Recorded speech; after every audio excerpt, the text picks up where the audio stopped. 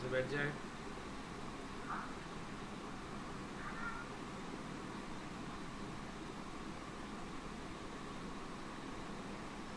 लंबी गहरी सांसें लें और धीरे धीरे जाने दें।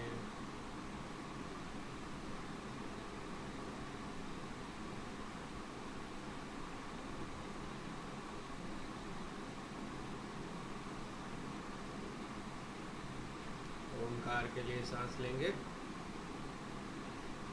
ओ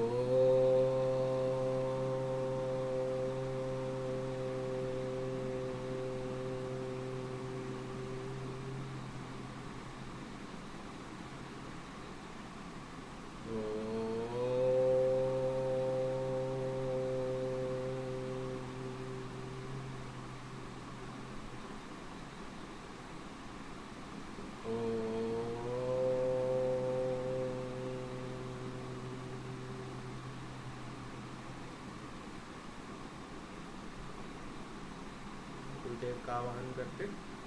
गुरुर्ब्रह्मा गुरुर्विष्णु गुरुर्देवो महेश्वरः गुरुर्साक्षात् परब्रह्म तस्मै श्री गुरवे नमः। तस्मै श्री श्री गुरवे नमः।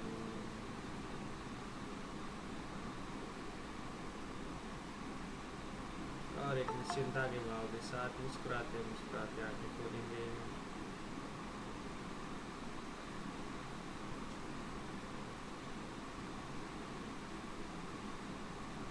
आज हम लोग 15वें और 16वें अध्याय का कथा सुनेंगे।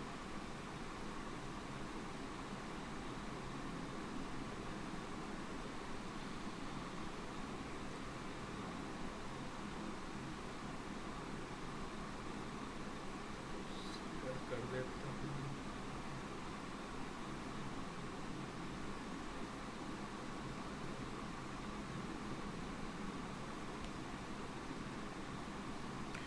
तो महादेव जी कहते हैं, पार्वती अब गीता के 15वें अध्याय का महात्म्य सुनो। गौड़ देश में कृपाण नरसिंह नामक एक राजा थे, जिनकी तलवार की धार से युद्ध में देवता भी परास्त हो जाते थे। उनका बुद्धिमान सेनापति शस्त्र और शास्त्र की कलाओं का भंडार था। उसका नाम था सरभ मेरुंड। उसकी भुजाओं में प्रचंड बल था। एक समय उस पापी ने राजकुमारों सहित महाराज का वध करके स्वयं ही राज्य करने का विचार किया। इस निश्चय के कुछ दिनों बाद ही वह हैजे का शिकार होकर मर गया।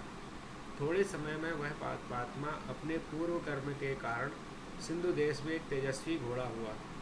उसका पेट सटा हुआ था। घोड़े के लक्षणों का ठीक ठीक ज्ञान रखने वाले किसी वैश्य के पुत्र ने बहुत सा मूल्य देकर उस अश्व को खरीद लिया और बड़े यत्न के साथ उसे राजधानी तक ले गया। वैश्य कुमार वह अश्व राजा को देने के लिए लाया था। यद्यपि राजा उससे परिचित था, तथापि द्वारपाल ने जाकर उसके आगमन की सूचना दी। राजा ने पूछा, किस लिए आए हो? तब उसने स्पष्ट शब्दों में उत्तर दिया, देव, सिंधु देश में एक उत्तम लक्षणों से संपन्न अश्व था, जिसे तीनों लोगों का एक रत्न समझकर मैंने बहुत सा मूल्य देकर खरीद लिया है। राजा ने आज्ञा दी, अब अश्व को ले आओ। वास्तव में वह घोड़ा गुणों में उच्च श्रवा के समान था। सुंदर रूप तो मानो घर ही था। शुभ लक्षणों का समुद्र जान पड़ता था। वैसे घोड़ा ले आया और राजा ने उसे देखा। अश्व का लक्षण जानने वाले अमात्यों ने उसकी बड़ी प्रशंसा की। सुनकर राजा अपार आनंद में निमग्न हो गए और उन्होंने वैश्य को मुँह मांगा स्वर्ण देकर तुरंत ही उस अश्व को खरीद लिया। कुछ दिनों के बाद एक समय राजा शिकार खेलने के लिए उत्सुक हो उसी घोड़े पर चढ़कर वन में गए। वहाँ मृगों के पीछे इन्होंने अपना घोड़ा बढ़ाया। पीछे पीछे सब ओर से दौड़कर आते हुए समस्त सैनिकों का साथ छूट गया। वे हिरणों द्वारा आकृष्ट होकर बहुत दूर निकल आए। प्यास से उन्हें व्याकुल कर दिया। तब वे घोड़े से उतरकर जल की खोज करने लगे। घोड़े को तो उन्होंने वृक्ष की डाली से बांध दिया और स्वयं एक चट्टान पर चढ़ने लगे। कुछ दूर जाने पर उन्होंने देखा, एक पत्ते का टुकड़ा हवा से उड़कर शिलाखंड पर गिरा है। उसमें गीता के 15वें अध्याय का आधा श्लोक लिखा हुआ था। राजा उसे बाँचने लगे। उनके मुख से गीता के अक्षर सुनकर घोड़ा तुरंत गिर पड़ा और अस योनि से मुक्ति हो गई तथा तुरंत ही दिव्य विमान पर बैठकर वह स्वर्गलोक को चला गया। तत्पश्चात राजा ने पहाड़ पर चढ़कर एक उत्तम आश्रम देखा जहाँ नाग, केसर, केले, आम और नारियल के वृक्ष लहरा रहे थे। आश्रम के भीतर एक ब्राह्मण बैठे हुए थे जो संसार की वासनाओं से मुक्त थे। राजा ने उन्हें प्रणाम करके बड़ी भक्ति के साथ पूछा, ब्रह्मन, मेरा अश्व जो अभी अभी स्वर्ग को चला गया है उसमें क्या कारण है? राजा की बात सुनकर त्रिकालदर्शी मंत्रवेत्ता एवं महापुरुषों में श्रेष्ठ विष्णु शर्मा नामक ब्राह्मण ने कहा, राजन, पूर्व काल में तुम्हारे यहाँ जो सरब मेरुंड नामक सेनापति था वह तुम्हें पुत्रों सहित मारकर स्वयं राज हड़प कर लेने को तैयार था। इसी बीच में हैजे का शिकार होकर वह मृत्यु को प्राप्त हो गया। उसके बाद उसी पाप से घोड़ा हुआ था। यहाँ कहीं गीता के 15वें अध्याय का आधा श्लोक लिखा मिल गया था, उसे ही तुम मांचने लगे। उसी को तुम्हारे मुख से सुनकर वह अश्व स्वर्ग को प्राप्त हुआ है। तदनंतर राजा के पार्श्ववर्ती सैनिक उन्हें ढूंढते हुए वहां आ पहुंचे। उन सबके साथ ब्राह्मण को प्रणाम करके राजा प्रसन्नतापूर्वक वहां से चले और गीता के 15वें अध्याय के श्लोकाक्षरों से अंकित उसी पत्र को बाँच बाँच कर प्रसन्न होने लगे। उनके नेत्र हर्ष से खिल उठे थे। घर आकर उन्होंने मंत्रवेत्ता मंत्रियों के साथ अपने पुत्र सिंहबल को राज सिंहासन पर अभिषिक्त किया और स्वयं 15वें अध्याय के जप से विशुद्ध चित्त होकर मोक्ष प्राप्त कर लिया। महादेव जी कहते हैं, पार्वती, अब मैं गीता के 16वें अध्याय का महात्म्य बताऊंगा, सुनो। गुजरात में सौराष्ट्र नामक एक नगर है जहाँ खड्गबाहु नाम के राजा राज्य करते थे, जो दूसरे इंद्र के समान प्रतापी थे। उनके एक हाथी था जो मद बहाया करता और सदा मद से उन्मत्त रहता था। उस हाथी का नाम अरिमर्दन था। एक दिन रात में वह हठात सांकलों और लोहे के खंभों को तोड़कर बाहर निकला। हाथीवान उसके दोनों ओर अंकुश लेकर डरा रहे थे, किंतु क्रोधवश उन सब की अवहेलना करके उसने अपने रहने के स्थान हथियार को ढा दिया। उस पर चारों ओर से भालों की बाढ़ पड़ रही थी, फिर भी हाथीवान ही डरे हुए थे। हाथी को तनिक भी भय नहीं होता था। इस कौतूहलपूर्ण घटना को सुनकर राजा स्वयं हाथी को मनाने की कला में निपुण राजकुमारों के साथ वहां आए। आकर उन्होंने उस बलवान ददेले हाथी को देखा। नगर के निवासी अन्य काम धंधों की चिंता छोड़कर अपने बालकों को भय से बचाते हुए बहुत दूर खड़े होकर उस भयंकर गजराज को देखते रहे। इसी समय कोई ब्राह्मण तालाब से नहाकर उसी मार्ग से लौटे। वे गीता के 16वें अध्याय के कुछ श्लोका का जप कर रहे थे। पूर्ववासियों और पीलवानों ने उन्हें बहुत मना किया, किंतु उन्होंने किसी की न मानी। उन्हें हाथी से भय नहीं था, इसलिए वे विचलित नहीं हुए। उधर हाथी अपनी फुटकार से चारों दिशाओं को व्याप्त करता हुआ लोगों को कुचल रहा था। वे ब्राह्मण उसके बहते हुए मद को हाथ से छूकर कुशल पूर्वक निकल गए। इससे वहां राजा तथा देखने वाले पूर्ववासियों के मन में इतना विस्मय हुआ कि उसका वर्णन नहीं हो सकता। राजा के कमल नेत्र चकित हो उठे। उन्होंने ब्राह्मण को बुला सवारी से उतरकर उन्हें प्रणाम किया और पूछा, ब्राह्मण, आज आपने एक महान अलौकिक कार्य किया है, क्योंकि इस काल के समान भयंकर गजराज के सामने से आप सकुशल लौट आए हैं। प्रभु, आप किस देवता का पूजन करते हैं तथा किस मंत्र का जप करते हैं? बताइए, आपने कौन सी सिद्धि प्राप्त की है? ब्राह्मण ने कहा, राजन, मैं प्रतिदिन गीता के 16वें अध्याय के कुछ श्लोकों का जप किया करता हूँ, उसी से सारी सिद्धियाँ प्राप्त हुई हैं। महादेव जी कहते हैं, तब हाथी का कौतूहल देखने की इच्छा छोड़कर राजा ब्राह्मण देवता को साथ ले अपने महल में आए। वहाँ शुभ मुहूर्त देखकर 1,00,000 स्वर्ण मुद्राओं की दक्षिणा दे उन्होंने ब्राह्मण को संतुष्ट किया और उनसे गीता मंत्र की दीक्षा ली। गीता के 16वें अध्याय के कुछ श्लोकों का अभ्यास कर देने के बाद अब उनके मन में हाथी को छोड़कर उसके कौतुक देखने की इच्छा जागृत हुई। फिर तो एक दिन सैनिकों के साथ बाहर निकलकर राजा ने हाथी वानों से उसी मत गजराज का बंधन खुलवाया। उन्हें भय की बात भूल गई। राज्य के सुख विलास के प्रति आदर भाव नहीं रहा। वे अपना जीवन तृणवत समझकर हाथी के सामने चले गए।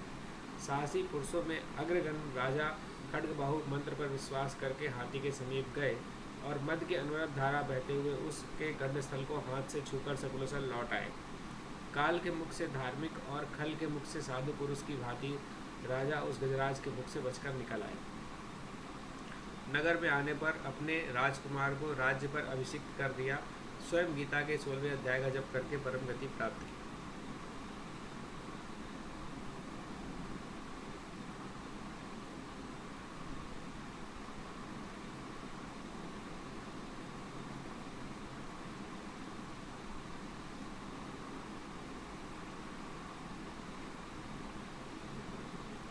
तो फिर परम गति में स्थित हम सब लोग कुछ बचा।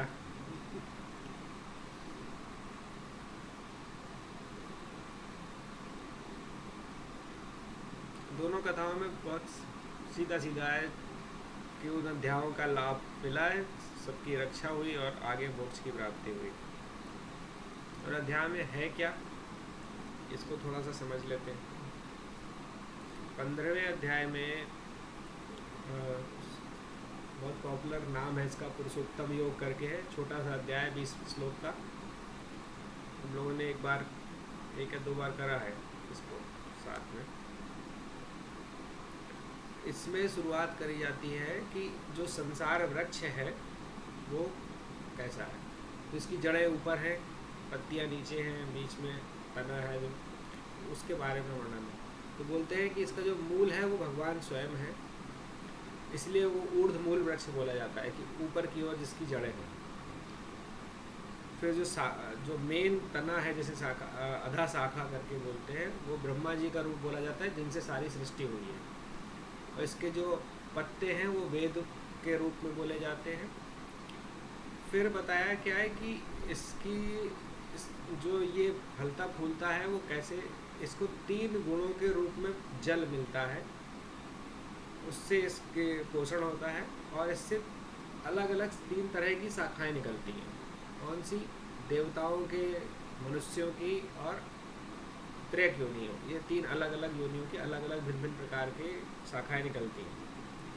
फिर ऐसा वर्णन कर दिया, चारों तरफ फैल गया पूरा। अब उसमें मनुष्य लोक के जो बात है उसके और स्पेशलिटी है कि मनुष्य लोक की बताई कि उसकी और शाखाओं के साथ में मूल भी हैं और उसके अलग मूल हैं। वो मूल क्या है? कामना वासना के मूल हैं। तो वो भी हमें बांधते हैं। जो कामना है, वासना है, ये हमें बांधती है। तो उसके कारण से, तो अब इससे बचने के लिए फिर भगवान ने अगला श्लोक बताया, उसमें कहा कि असंग की तलवार से इन जड़ों को काट दो। असंग का मतलब वैराग्य, विरक्ति, तो उससे इन जड़ों को काट दो, ये है। उसके बाद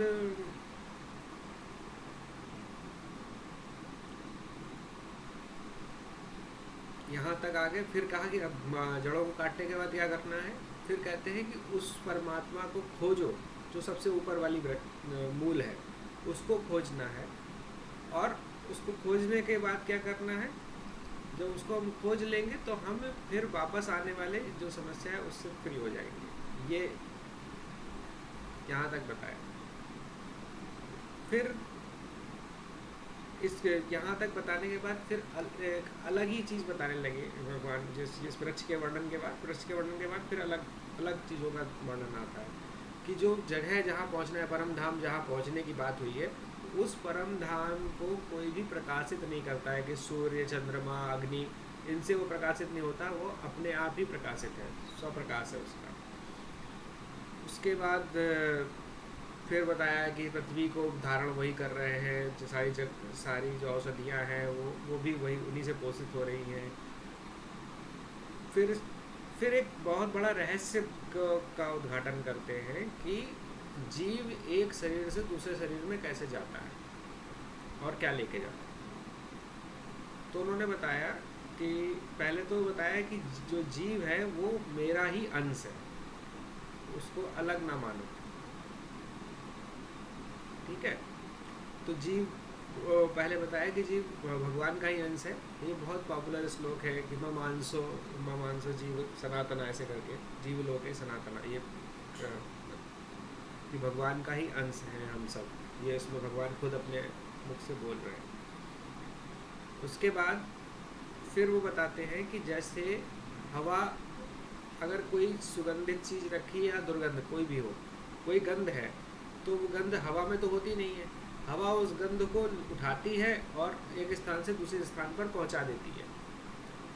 ऐसे ही जो जीव है वो एक शरीर से जब निकलता है तो जैसे हवा गंध अपने साथ ले जाती है, ऐसे ही मन, बुद्धि, चित्त, अहंकार का जो हमारा सूक्ष्म शरीर है उसको अपने साथ लेके दूसरे शरीर में प्रवेश करती है।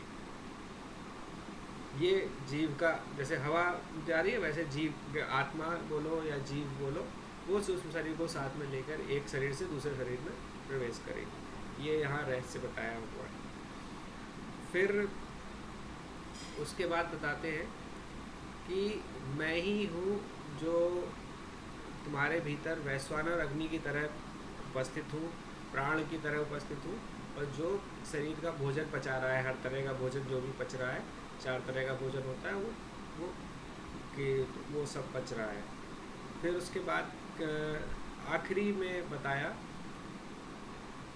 कि 3 तरह के जो शरीर हैं दिखते हैं या पुरुष दिखते, कहने की बात है कि जो पहला है पुरुष बोलते हैं कि जिस शरीर को क्षर बोला, जो नष्ट हो जाएगा, जो हमारा जैसे शरीर है वो पहला है, वो क्षर है, वो नष्ट होने वाला है।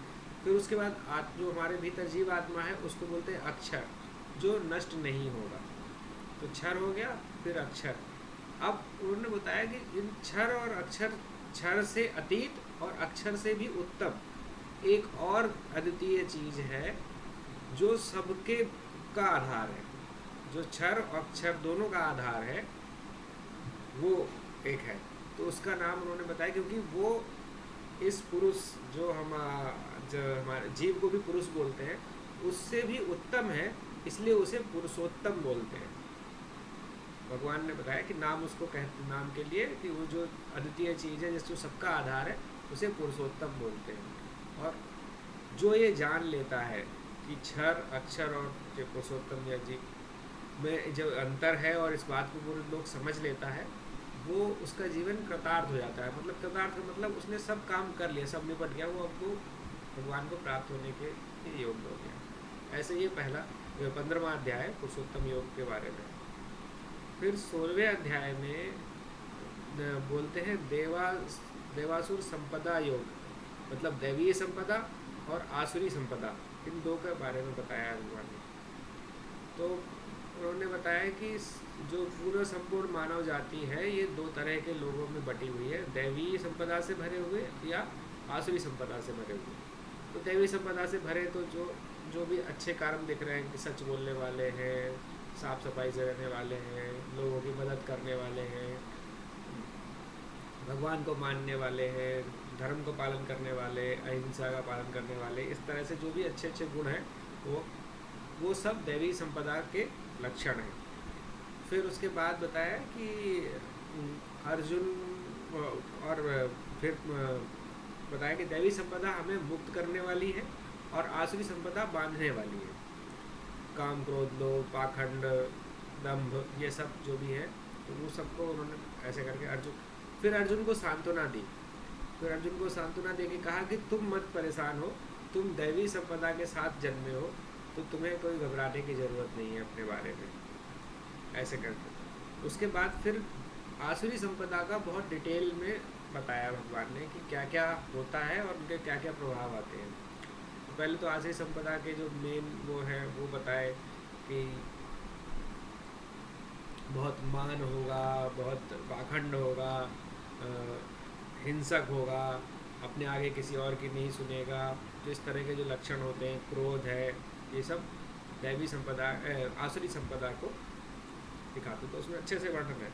फिर लेकिन सूक्ष्म बातें बताई भगवान ने, जैसे कि दैवी आसुरिक संपदा वाले लोग ये सोचते हैं कि ये काम हो गया है, ये काम और कर लेंगे और उसके बाद फिर हमारा सब हो जाएगा अच्छे से, या हमने इसको मार दिया है, इसको और मार देंगे तो हमारा सब शत्रु खत्म हो जाएंगे, सब धन वो धन, शत्रु, यही सब के बारे में ही सोचते रहते हैं। उनके जीवन का मतलब इसी तरह की बातचीत होगी कि मेरा ये काम हो गया है, हम ये काम और कर लेंगे, बस इस तरह से। तो जो आपको समझ में आएगा कि लोग कैसी बातें करते हैं, ये बात कितने अच्छे से भगवान ने बताई है कि ये 5000 साल पहले गीता में कही, वैसी बातें तब भी करते थे, आज भी करते हैं लोग। फिर उसके ये बताने के बाद फिर भगवान ने बताया कि जो आसुरी संपदा के लोग हैं उनको मरने के बाद नरकों की यातनाएं झेलनी पड़ती है। और उसके बाद एक और बात बताई भगवान ने कि उनको मैं बार बार इसी आसुरी योनि में ही डालता हूँ, वहाँ से नरक से भोगने के बाद फिर वो आसुरी योनि में चले आते हैं, तो वो उसी में चलते रहते हैं, बहुत मुश्किल से वो बाहर निकलते हैं। ये एक बड़ी विशेष बात है कि आसुरी योनि से अगर एक बार फंस गए तो बड़ी कृपा हो किसी की भगवान की तो ही निकल पाएंगे, नहीं तो वो उसी में। फिर तो उन्होंने बताया कि ये लोग अपने को बड़ा वो मानते हैं कि हम बड़ा ध्यान करते हैं, यज्ञ करते हैं, लेकिन सब विधि से अलग करते हैं, अपनी मनचाही विधि के हिसाब से यज्ञ दान भी करते हैं, दुनिया को दिखावा करने के लिए कि हम बड़े महान हैं, तो उसके कारण से ये यज्ञ दान भी करते हैं। तो ये आसुरी संपदा वाली, लेकिन उसका कोई परिणाम नहीं निकलता, कोई फायदा नहीं होता उसका। फिर ये सब करने के बाद बताया, फिर भगवान इस अध्याय की समाप्ति में आते हैं, तो उसमें भगवान कह रहे हैं कि जो शास्त्र के विरुद्ध बातें हैं उनको अपनाकर जैसे ये आसुरी संपदा वाले जी रहे हैं वैसे ना ही जियो। जीना है तो शास्त्र के हिसाब से जियो, और वही तुम्हें आगे मुक्ति की तरफ ले जाएगा। या मन में अगर कभी भ्रम है, डाउट है, कुछ है कि कैसे करना है, तो शास्त्र सम्मत जो हो वही डिसीजन लेना चाहिए। ऐसा करके उन्होंने इस अध्याय को, 16वें अध्याय को समाप्त किया। ठीक है।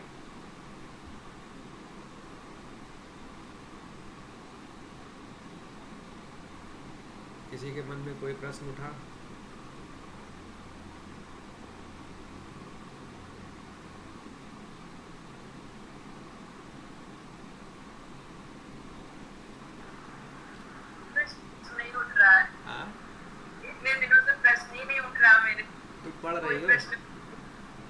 पढ़ रही हो गीता? हाँ। नहीं गीता तो नहीं पढ़ रहे। हाँ, तो प्रश्न कैसे उठेगा? आप तो समझा रहे हो ना। हम तो सवाल के उत्तर दे रहे हैं। सवाल थोड़ी सवाल क्रिएट तब होंगे जब पढ़ोगे। हम तो सरल कर दे रहे हैं उसको, पहले ही से बोल दे रहे हैं कि ये है इसका आंसर, ये है उसका आंसर। जब पढ़ोगे तो गीता का महात्म्य क्यों सुन रही हो? तो महात्मा सुन के ये पता चल रहा है कि भाई ये पढ़ने से ये लाभ होता है। मतलब ये बात हो गई, डॉक्टर साहब से पूरी दवाई लिखवा ली और रख दी। दवाई लिखवा के रख देने से तो काम होगा नहीं, दवाई तो खानी पड़ती है। वैसे ही है ये। अभी आपने 2 दिन पहले एक चीज बताई थी, मतलब कि भगवान जी ये कहते हैं कि जैसे किसी को, जैसे हम लोग किसी को दुखी कर देते हैं, तो आपने कहा था नहीं कि भगवान जी को समर्पण कर दो, परेशानी या फिर अच्छाई या जो भी। तो और एक तरफ ये भी कहा जाता है कि आत्मा में परमात्मा का वास है। आत्मा में परमात्मा, हम लोगों के अंदर तो आत्मा है, तो उसमें परमात्मा का वास है। जैसे हमने या फिर किसी और ने किसी को दुखी किया, पहुंचाया दुख, उसके बाद क्या कहते हैं, भगवान भी ये बात कहते हैं कि जैसे आपने किसी को दुख नहीं किया तो आपको उसका परिणाम खराब मिलेगा, कर्म अच्छे नहीं होंगे। फिर एक तरफ से आप ये कह रहे हो कि अच्छाई और बुराई सारी को समर्पित कर देते हैं तो सब चीजें अच्छी हो जाती, पर वो इंसान तो दुखी है ना, तो परेशान हो गया आपकी बातों से। बिल्कुल सही। देखो, सवाल बहुत ही गूढ़ है, तो थोड़ा तसल्ली से समझने की कोशिश करना। हम अगर कभी किसी के जो भी समर्पण करते हैं या अपनी गलती की माफ़ी मांगते हैं या दूसरे को माफ़ करते हैं, ठीक है, वो दूसरे के लिए नहीं करते हैं। हम जो भी कर रहे हैं अपने लिए कर रहे हैं, ये बात को बहुत अच्छे से समझना है। ना हम किसी को माफ़ अपने दूसरे उसके लिए कर रहे हैं, ना हम माफ़ी अब मांग रहे हैं तो भी उसके लिए मांग रहे हैं कि उसको अच्छा लगेगा। ना हम माफ़ कर रहे हैं तो ये सोच के कि चलो उसको अच्छा लगेगा, नहीं। हम अपने लिए माफ़ करते हैं किसी को, या अपने लिए माफ़ी मांगते हैं, या अपने लिए ही समर्पण करते हैं जो, वो दूसरे के लिए नहीं करते। अब जैसे कि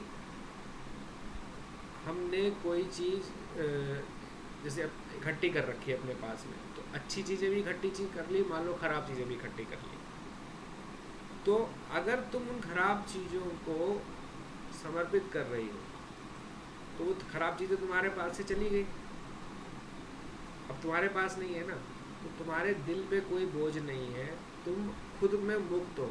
जो फ्री होने का मतलब है ना कि मुक्त हो गए, मुक्त होने का मतलब ही ये होता है, जो जीवन मुक्त महात्मा बोले जाते हैं ना, वो यही बोले जाते हैं कि उनके ऊपर किसी कर्म का प्रभाव क्यों नहीं पड़ रहा है, क्योंकि वो किसी कर्म से जोड़ नहीं रहे अपने आप को। जब तुमने किसी को कहा, मान लो किसी को बुरा कहा जिससे उसको बुरा लगा, लेकिन अगर उस बुरा कहने में तुम्हारा कोई ये भाव, तुम मतलब इस भाव से कर ही नहीं रहे हो कि मैंने बोला है, हाँ उस व्यक्ति के भले के लिए कुछ इस शरीर से घटना घट गई, तो तुम्हें कोई पाप या पुण्य का कोई झंझट नहीं है। लेकिन अगर तुम बार बार ये खुद में भी ध्यान है और दूसरे को बता भी रहे हो, मैंने कहा था उसको, मैंने डांटा, मैंने समझाया, है ना, जब मैं कर रहे हो तो क्या होगा, मतलब तुम उस बात को अपना मान रहे हो ना, तो फिर उसका कर्म फल बनेगा।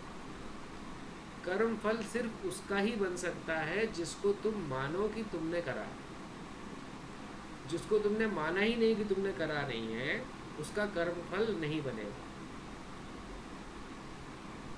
ये गुण रहस्य है सबसे ज़्यादा कर्म फल का, कि जिसको तुम खुद नहीं मानते हो ना कि तुमने कुछ किया है, उसका कोई फल तुम्हें बहुत अजीब तो है, मतलब क्या, कि कितना तुम किसी के साथ बुरा कर लो और कितना भी अच्छा कर लो, दोनों चीजें अगर आपने कृष्ण मतलब लास्ट में भगवान को समर्पित कर दी, हाँ तो मतलब आपको उसको किसी चीज का फल नहीं मिलेगा, ना बुरी चीज का ना अच्छी चीज का मिलेगा। हाँ, और तो उसके ये उससे बड़ी चीज़ मिले भाई, जब तुम्हें स्वयं भगवान मिल जाएंगे तो तुम्हें ये टुच्चे पुच्चे का क्या करोगी। अगर कहा नहीं, जाए कि हम 2 किलो रसगुल्ला दे देंगे उसके फल के रूप में, या 2 थप्पड़ मार देंगे, दोनों नहीं पर चाहिए जो हमें। समाज में जो मैसेज जाएगा कि मतलब ये व्यक्ति इतने बुरे कर्म करा हुआ है, हाँ, पर उसने समर्पित समर्पित कर दिया, तो मतलब ये इसको तो कुछ नहीं मिला। नहीं, अर्जुन के बारे में तुम्हारा क्या ख्याल है, कैसे भाव से नहीं, रखती हो, अर्जुन को किस भाव से अर्जुन का देखती तो हो। भाई, देखो अर्जुन और कृष्ण जी हाँ, का तो वो तो नहीं, अलग ही देवता है। जब अर्जुन को जिस भाव से देखती हो वही भाव तुम्हारा हो जाएगा, क्योंकि अर्जुन ने जितना भयानक लोगों को मारा है उतना इतिहास में कोई दूसरा आदमी मिलता नहीं है। भीम तो एक आदमी को गदा मारते थे जाके ना, तो एक आदमी के पास जाना पड़ता था गदा से मारने के लिए। अर्जुन तो एक तीर से हजार हजार तीर निकल जाते थे उनके, और एक साथ सब मर गए, तो सोचो वो कौन ज़्यादा मारा। भीष्म पितामह ने सबसे ज़्यादा मारे, फिर अर्जुन ने मारे, द्रोणाचार्य ने मारे, कर्ण को तो आखिरी 2 दिन में ही खेलने को मिला है, उसके बाद पहले तक तो बेचारा वो खेल ही नहीं पाया एक तरह से लड़ाई झगड़े में। तो उस कर्ण कर सकता था लेकिन उसे करने को नहीं मिला उतना। तो ये लोग हैं लेकिन ना भीष्म पितामह को कोई पाप लगा ना अर्जुन को कोई पाप लगा, दोनों साइड से सबसे ज़्यादा मारने वाले लोगों, क्योंकि दोनों ही कृष्ण को अर्पित कर रहे थे, हम कुछ कर ही नहीं रहे इस भाव से। ऐसे ही अच्छे कर्म भी, केवल ये नहीं कि वो बुरे कर्म केवल अर्पित कर दिया, अच्छे कर्म नहीं, सब अच्छा बुरा जो भी है सब तुम्हारा है। ऐसे जितने भी महात्मा हुए हैं, केवल हम अर्जुन की बात नहीं कर रहे, जितने भी महात्मा हुए हैं, शिवाजी इस जो अभी इतिहास में है जिनको बारे में तुम जानती हो, उनके गुरु थे समर्थ रामदास, है ना, नाम सुना होगा तुमने उनको। एक बार शिवाजी बहुत उकता गए थे अपने राज्य से, करते करते परेशान हो गए थे बहुत ज़्यादा, तो वो गए गुरु के पास, उन्होंने कहा कि अब हमसे नहीं करा जा रहा है राज्य, हम बहुत थक गए हैं इससे, लगातार लड़ाइयाँ हैं, लगातार बहुत समस्याएं थी। उस वक्त तो औरंगजेब से बहुत लड़ाइयाँ थी और आसपास बहुत से राजा थे। तो उनके गुरु ने बोला ठीक है, तो संन्यास के लिए गए थे कि हमें संन्यास दे दो, हम हमसे नहीं संभाला जा रहा है। तो उन्होंने कहा हाँ ठीक है, एक काम करो तुम मुझे सारा राज्य गुरु के चरणों में अपने मुझे दे दो राज्य। तो उन्होंने दे दिया, अपना मुकुट उतार के गुरु के चरणों में रख दिया। तो फिर ये सोचने लगे कि अब हमें संन्यास दे देंगे गुरु जी। तो उन्होंने कहा अच्छा ठीक है, अब हमने ये राज्य किसका हो गया, हमारा हो गया, अब ये मेरा है और ये मुकुट तुम फिर से पहन लो, अब तुम मेरे क्या हो, नुमाइंदे हो, मेरे रिप्रेजेंटेटिव हो। ऐसे मेरे रिप्रेजेंटेटिव बन के राज करो। तुम अपने लिए नहीं कर रहे हो राज, तुम मेरे नुमाइंदे बन के राज करो। राज मेरा रहेगा, मैं ही राजा हूँ, लेकिन मैं तुम्हें ये काम करने को दे रहा हूँ, मेरे पास ही फुर्सत नहीं है कि ये सब बेकार के काम करें। उन्होंने ऐसे बोल दिया। उसके बाद से शिवाजी ने पूरा राज्य संभाला बिना किसी स्ट्रेस के, क्योंकि अब उनका राज्य तो था नहीं, उनके ऊपर दिमाग में जोर नहीं पड़ रहा। तो जो जब हमने अर्पित कर दिया तो वैसे ही हमारा सर से जो लोड है वो ख़त्म हो जाता है। अगर तुम करके देखो जो भी है ना, जैसे मैंने कई बार बोला था ना कि जैसे हरिओम ध्यान तुमने जब शुरू किया तो समर्पण ध्यान भी है, करा भी होगा तुमने समर्पण ध्यान कभी कभी। समर्पण ध्यान को भी लगातार करके देखो, महीना 2 महीना तक रोज़ समर्पण ध्यान करो। शुरू में समझ में नहीं आता है। हमने जब पहली बार शुरू किया था 2012 में समर्पण ध्यान, तो हमने रोज़ करना शुरू किया उसको। करीब 2 महीने लगातार जब किया है तब हमें समझ में आना शुरू हुआ है कि करना क्या है इसमें।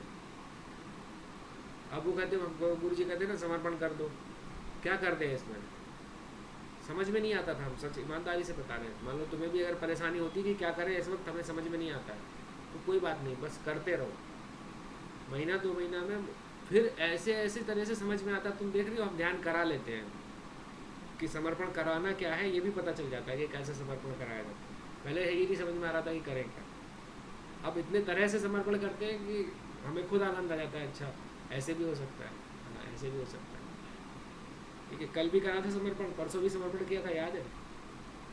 जो हम छोटा छोटा करा रहे हैं प्रोसेस, उसमें समर्पण हो रहा है ना, कैसे कैसे अलग अलग तरह से कर रहे हैं। तो ये आएगा, लेकिन वो धीरे धीरे अभ्यास है, इसीलिए करें लगातार पढ़ो। ठीक है, सवाल तुम्हारा बहुत अच्छा था, लेकिन वो अभ्यास करोगी तो वो और फिर अच्छे से खुद समझ में आएगा। तुम्हें लग रहा है कि गीता एक बार पढ़ने से समझ में आ जाएगी, अरे उसमें वही सब लिखा है, फिर बार बार वही बात तो कह रहे हैं भगवान। ये शुरू में लगता है जब हम समझ नहीं पाते हैं। अब जब तुम थोड़ा लगातार पढ़ती रहोगी, अब हमको देखो 25 साल हो गए पढ़ते पढ़ते, 25 क्या हो गए हमको, तो 27 साल हो गए तो पहली बार पढ़ी थी 97 में तब से। लेकिन हम कहें कि हमें अभी समझ में, अभी तक नहीं समझ में आई, तो तुम कहोगी फिर क्या पढ़ा रहे हो। जैसे कभी भी पढ़ो, वैसे तो हमने ऐसी कोई बिल्कुल खास दिमाग लगा के बिल्कुल पढ़ी नहीं है, पर आप जब भी पढ़ते हैं तो उसका जो अर्थ होता है वो बिल्कुल कभी भी अलग अलग तरीके से समझ में आ रहा है, एक जैसा समझ में नहीं आता है कभी। वही तो बात है और हाँ, पर ये है कि हर बार उन्होंने यही बात बोली है कि कर्म पे अपने ध्यान दो, फल को मत सोचो, यही बार बार उन्होंने बोला है। तो ये कॉन्सेप्ट तो पूरा समझ में आ गया दिमाग में। तुम्हें ऐसा लग रहा है कॉन्सेप्ट समझ में आ गया है। एक किताब की पढ़ी हुई बात समझ में आना और उसे जीवन में उतारना, इनमें ना जन्म जन्मांतर का अंतर होता है। हाँ, नहीं वो तो तो समझते हैं कि मतलब हम वो बात को समझो कि जो वो उसके नहीं। तो एक बात बताओ, भगवान से ज़्यादा बुद्धिमान तो हम लोग है नहीं, और ना हम अर्जुन के बराबर ही होशियार थे, है ना। जो आदमी की निद्रा विजयी है, सब कुछ है, उसको भगवान एक बार में बात समझा सकते थे ना।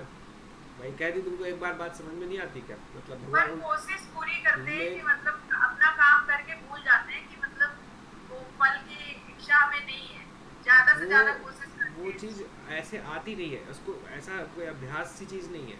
जब क्या है बार बार मन, हमने कहा ना त्याग कैसे करोगे, अभी परसों जब हम लोग बात कर रहे थे कि सर्व कर्म फल त्याग की बात हो रही थी ना, तो कर्म फल का त्याग कैसे होगा, जब हमें त्याग का दूसरा मतलब होता है प्रेम।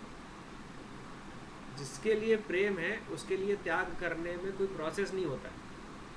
अभी तुमसे बोला जाए राघव के लिए आज जग जाओ रात को, कोई मेहनत नहीं लगेगी और तुम सुबह तक जगती रहोगी। लेकिन वही हम बोलते क्या कहते हैं कि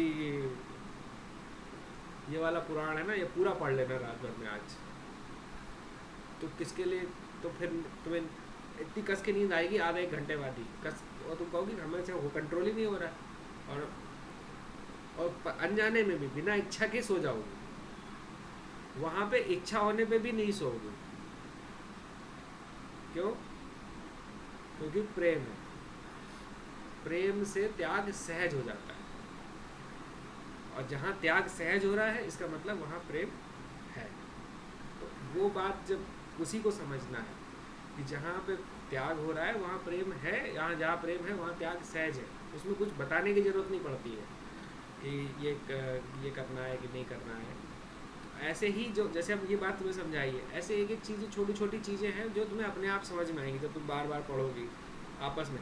अभी तुम्हें कोई बात जो अध्याय 2 की है वो पता चला 17वें अध्याय में 18वें अध्याय में समझ में आ रही है कि जो यहाँ कही थी यहाँ पे ज़्यादा अच्छे से समझाया है। लेकिन जब तुम 18वें अध्याय तक पहुँचो तो पहले तो अभी तीसरे चौथे पाँचवें अध्याय पढ़ कर अरे तो ये बार बार वही बात कहे जा रहे हैं। कितने बार 18वें अध्याय तक पूरी पढ़ी है जो तुम बोल रहे। हाँ, एक बार पूरी पढ़ी 18वें अध्याय में, एक बार। हाँ, अब तुम सोचो जरा, एक बार पढ़ी है, एक बार पढ़ने से ABCD आ गई थी तुमको? जब ABCD नहीं आई है तो तुम अपने आप को गीता की कॉन्सेप्ट समझ में आ जाएगा ये कैसे सोच। मतलब पढ़ने नहीं पढ़ी है, मतलब हाँ, हमको थोड़ा थोड़ा ये चीज समझ में आई कि भगवान बार बार यही चीज बोल रहे हैं कि हम इस अपने क्यों कर्मों लग रहा है को तुमको? वही वाला है, इस जब तुम अभी पढ़ोगी ना तो तुम्हें पता चलेगा भगवान एक ही चीज़ नहीं बहुत सारी चीज़ें बोल रहे हैं एक बात। और जो एक ही चीज़ बार बार बोल रहे हैं वो अलग अलग तरह से बोल रहे हैं। हाँ अलग अलग तरह हाँ, से बोल रहे तो हैं। वो जो अलग अलग तरह है ना हमारे चेतना के अलग अलग लेयर्स हैं, उनको अलग अलग लेयर्स को भगवान खोलते हैं। वो बहुत इम्पोर्टेंट है कि कभी मन को संभालते हैं, कभी बुद्धि को संभाल रहे हैं, कभी चित्त को संभाल रहे हैं, कभी अहंकार को संभाल रहे हैं। तो अलग अलग को अलग अलग तरह से समझा रहे हैं, तो वो फिर शुद्धि होती है अलग अलग चीज़ों की। फिर वो बात जब शुद्धि होती है ना तुम्हें हम बता नहीं सकते, पढ़ के तुम्हें मतलब जिसे कहते हैं ना असीम आनंद की अवस्था आई है, पढ़ लिया अरे खुशी को मारे पागल हो जा रहे कि क्या बात समझ में आ गई। तब बात समझ में आई होती है कि जब बात समझ में आती है ना तो बहुत खुश हो जाते हैं, अरे ये बात समझ में आ गई। तो वो जब खुशी हो तब समझ में आए कि हाँ कि बात समझ में आई। अगर हाँ ये लगे हाँ ठीक है, हाँ ठीक है कौन कहता है? उसके बराबर वाला। तो भगवान कृष्ण के बराबर लेवल पे है कि हाँ ठीक है बोल दे, हाँ सही बोला। तो हम लोग नहीं उस बात एक को। और क्वेश्चन था, हाँ, मतलब ये सब्जेक्ट से रिलेटेड है कि मतलब हमने कई लोगों को सुनते हुए देखा है कि मतलब जैसे कोई भी दो सब्जेक्ट है या मैथ ले लो या फिर कोई ऐसा सब्जेक्ट जिससे आपका कला निकलती है, जैसे म्यूजिक है, कला है, डांस से रिलेटेड है, ये कुछ भी है, मैथ है। तो मतलब हमसे दो तीन लोगों ने ये कहा है कि मैथ वाला लॉजिकल होता है, लॉजिकल माइंड होता है, और ये जो होता है ये मतलब आर्ट और साइंस से जो आर्ट या फिर डांस या फिर कुछ ऐसी एक्टिविटी, तो वो लॉजिकल माइंड नहीं होता है हाँ आपका। सही है। अब बता देना तो दोनों में तुम्हारे पास ही है, पर मुझे ये समझ नहीं आया कि अगर लॉजिकल माइंड है आपका, ठीक है, है। आपको आपकी मैथ बहुत अच्छी है, पर मुझे ये नहीं समझ में आया कि ये भी कहा जाता है कि आपका कोई भी सब्जेक्ट प्रैक्टिस से हो सकता है अच्छा, चाहे आपका मैथ हो, ड्राइंग हो। अगर आप किसी कोई चीज को भी जीरो से स्टार्ट करोगे, 2 साल 3 साल दोगे तो वो आपका अच्छा हो जाएगा सब्जेक्ट। तो हाँ, और एक तरफ ये है कि लॉजिकल माइंड है, तो जो जिसका लॉजिकल माइंड है मैथ का, जो मैथ हमने अच्छे अच्छे मैथ वाले भी और अच्छे अच्छे ड्राइंग और म्यूजिक से रिलेटेड दोनों लोग देखें। और जैसे हम अपना स्वभाव बता रहे हैं कि हम मेरा इधर से रिलेटेड है, ड्राइंग है, ये सब है, मैथ इतनी अच्छी नहीं, तो ये लॉजिकल माइंड है कि क्या कहते हैं, और आप हर तरह से लिखा हुआ है कि ये चीज आपके लिए गलत है, वही आप काम कर रहे हो, वही चीज आप कर रहे हो, ठीक है ये, और हमें पता है कि ये दिख रहा है कि ये गलत है तो ये नहीं करना है हमें। तो इसका लॉजिकल माइंड से या फिर आपका सब्जेक्ट इसका क्या मिलना क्या होता, मुझे ये समझ नहीं आ रहा। बहुत ज़्यादा खिचड़ी पर प्रभाव, बहुत सिंपल बात बताते हैं। हाँ हम सबके पास दो ब्रेन हैं, एक बोलते हैं लेफ्ट, एक है राइट। लेफ्ट ब्रेन हमारा जो ज़्यादा लॉजिक कैलकुलेशन उन चीज़ों का जब हमें काम करना होता है तो ये एक्टिव होता है। जब हम रचनात्मक क्रिएटिव काम करते हैं तो ये ब्रेन एक्टिव होता है राइट वाला, ठीक है। ऐसा नहीं है कि दोनों नहीं करेंगे। अब हमें के जीवन में दोनों की ज़रूरत होती है, लॉजिकली भी और रचनात्मक दोनों काम करने होते हैं। अब जैसे तुम खाना बनाती हो, खाना में लॉजिक भी है और क्रिएशन भी है।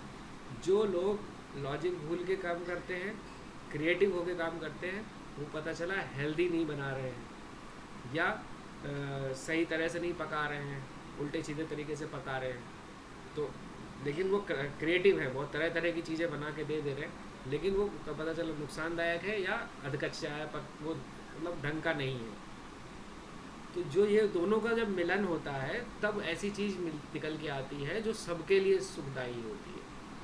जो तो इसीलिए वो बीच की बात होती है, जो अपने सेंटर में है ब्रेन, तो वहाँ जहाँ दोनों ब्रेन मिलते हैं वहाँ से अब दोनों ब्रेन को एक्टिव कैसे करें।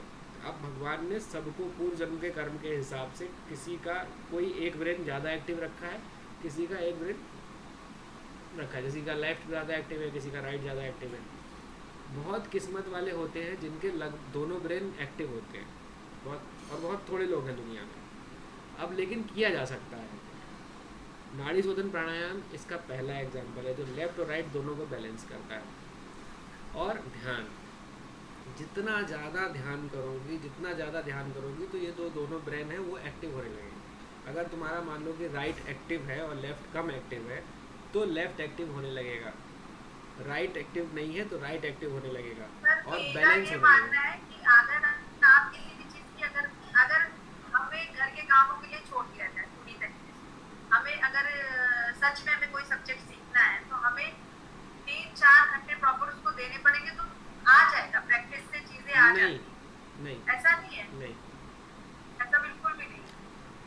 देखो, एक सब्जेक्ट आ जाना और एक सब्जेक्ट कहना कि वो तुम्हारा सब्जेक्ट है, उसमें अंतर है। जैसे कि हम अभ्यास से तुम्हारे जैसी ड्राइंग नहीं बना सकते, ठीक है, अभ्यास से, लेकिन और तुम अभ्यास से हमारे जैसी मैथ्स नहीं कर सकती हो अभी, हाँ अभी के।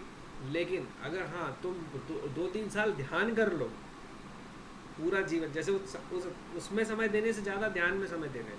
अगर तुम रोज़ 4-5 घंटे ध्यान करने लगो और 1-1.5 साल के बाद फिर तुम मुझे मैथ्स में चैलेंज कर सकती हो, लेकिन 3 साल पढ़ाई करके मैथ्स में चैलेंज नहीं कर पाओगे, क्योंकि जो बेसिक रिक्वायरमेंट है ना समझने की शक्ति भी चाहिए, वो समझने की शक्ति ध्यान से बनती है। सेम कला के लिए है, सब वो जानने की शक्ति भी, वो उसके लिए भी जो बुद्धि और या जैसे कहते हैं ब्रेन एक्टिविटी, एक्टिव ब्रेन चाहिए, वो एक्टिव ब्रेन होना चाहिए। अगर ब्रेन एक्टिव ही नहीं, लेफ्ट ब्रेन तुम्हारा एक्टिव नहीं है, तो तुम चाहे जितनी मेहनत कर लो, मेहनत करोगी तो क्या होगा, कुछ थोड़ा बहुत आ जाएगा, थोड़ा बहुत चीज़ें सीख जाओगी, लेकिन जो पहले नेचुरली एक्टिव है वो चीज़ फिर, लेकिन ध्यान से क्या होता है वो अपने आप होने लगता है। जैसे तुम्हारा वो कुछ करना नहीं पड़ रहा, वो अपने आप से वो सारी चीज़ें जुड़ने लग गई है। वो फिर जब तुम्हारा वो जुड़े हुए हैं उसके बाद तुमने उसमें कुछ डाला, जो मैथ्स की चीज़ तुम पढ़ रहे उसके बाद शुरू की, तो वो तुम्हें तुरंत समझ में आ गई। ये बात तो बुद्धि को जो बढ़ाने वाली बात है, जैसे कहते हैं ना लोग गायत्री मंत्र पढ़ो, तो गायत्री मंत्र का जब करने से वो ओवरऑल बुद्धि प्रकट होती है। तो ऐसा नहीं है कि सिर्फ लेफ्ट ब्रेन और राइट ब्रेन, पूरा बनता है, लेफ्ट और राइट दोनों एक साथ, उसका फायदा होता है। इसलिए ये मतलब सही है, लॉजिकल माइंड है कि मैथ अच्छी, पर आप किसी भी ऐसे सब्जेक्ट, हर सब्जेक्ट की वैल्यू है। अगर हाँ, ये किसने कह दिया, देखो नहीं, बात वैल्यू का कुछ नहीं होता, वो समय है।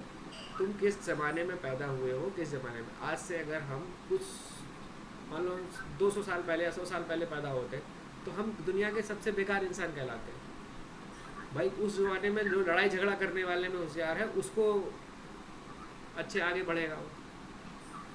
तो समय वो तो जिस सब्जेक्ट में हमने ऑनर्स किया है वो सब्जेक्ट मेरा अच्छा होगा कि मेरा वो सब्जेक्ट अलग सब्जेक्ट अच्छा होगा। किसी को समझाओ नहीं, किसी को समझाओ नहीं, अपना कर्म करो और अपना ध्यान बढ़ाओ बस।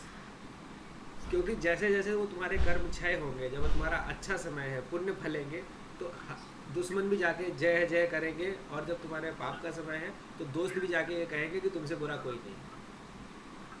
तो वो समय है, इसलिए उसको किसी को समझा के कभी भी ठीक नहीं कर सकते। तो इसलिए वो मत सोचो कि तुम बुद्धिमान हो तो मैथ्स पढ़ी अच्छी कर लिया, मैं 3 साल मैथ पढ़ लूँगी तो मैं MSc हो जाऊँगी, नहीं, उस चक्कर में फंसो ही नहीं। जो तुम्हारा अच्छा है उस पर करो, और ओवरऑल अपनी माइंड को डेवलप करो। हाँ अमृता कुछ कह रही थी। हाँ, यही कि अपनी कमी के साथ आगे बढ़ो, अपनी कमियों को एक्सेप्ट करो और इसके साथ ही आगे बढ़ो। जो हमें कमी है, हम लोग नहीं वो चीज उठ पाती ना, हम समझ रहे हैं। सबको फेस करना है, सब लोग फेस करते हैं इस चीज को, समझ रहे हैं। गुड। आज कुछ 15 मिनट ज़्यादा हो गए सबका, तो भाई खा लिए तो अच्छी बात है। पूजा ने 1 हफ्ते के प्रश्न एक साथ पूछ लिए। और कोई बचा तुम्हारा पूजा में? मूल है। अ, थोड़ा आपको इस चीज में 2-3 दिन से लग रहा था लगातार कि मतलब एक व्यक्ति भले ही भाई जिस सब्जेक्ट में आपने सब कुछ किया हुआ है वो भी आपको आ रहा है, वो भी आपको आना चाहिए, तो ये समझ नहीं आया कि एक लेडी सब कुछ कैसे कर, सब कुछ उसको कैसे देख सकते हैं। वो तो सब कुछ कर सकती है, तो वो तो मैथ भी लगा सकती है, साइंस भी देख सकती है, सब कुछ कर सकती है। तो ये हमें समझ नहीं आता एक कभी चीज़ बताओ कि रुको। इतना ज्यादा वो भगवान करके। भगवान राम पैदा हुए, भगवान कृष्ण पैदा हुए, भगवान पैदा हुए ना, उसमें कोई डाउट है उनको भगवान होने में? बात उनके होने में क्या उनको डाउट भगवान है? होने में डाउट नहीं है। भगवान का मतलब क्या होता है? वो सब कर सकता है ना? लेकिन क्या वो सब कर रहे थे?